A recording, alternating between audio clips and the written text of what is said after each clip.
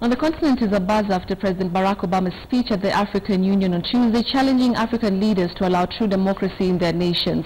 But after the U.S. President's visits to Kenya and Ethiopia, what next for the two countries? Asha Mulu reports. Just like his rock star entry into Kenya for his African trip, termed historic by many, President Barack Obama departed Ethiopia. A wave goodbye and a quick dip into Air Force One. But behind him, Obama leaves a wave of cautious optimism over the future of the two countries he visited. His Tuesday address at the African Union was largely seen as a lecture to African leaders, quoted in subtle compliments over the development in their countries. Democracy is not just formal elections.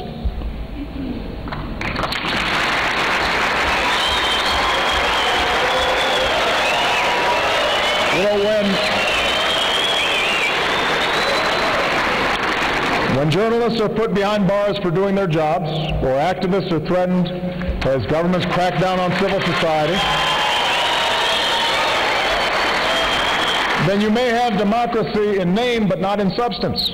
While both his speeches in Kenya and Ethiopia awakened a renewed sense of patriotism, some still think Obama blew hot and cold during the entire trip. First, it was the comment that the Ethiopian elections were democratic.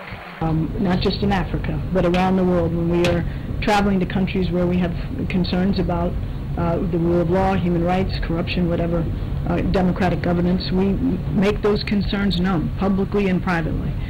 A comment that earned him a lot of flack on social media, even Human Rights Watch executive director asking what the president was smoking to make that comment. In Kenya, the country slipped straight into the norm right after Obama's exit. The realities of the pending graft cases kick-starting the week, and revelations of what could be the next big scandals leaving the Auditor General's office. Ethiopians, on the other hand, were left disappointed that Obama's speech merely skirted over the issue of jailed bloggers, journalists, and activists.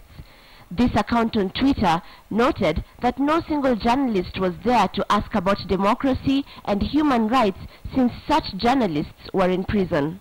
And right on cue, Ethiopia's foreign minister appeared on CNN describing his country's democratic space as nascent. Was the government, was the Prime Minister, yourself able to talk to him about when you might speed up civil society, more freedoms for journalists and other such activists?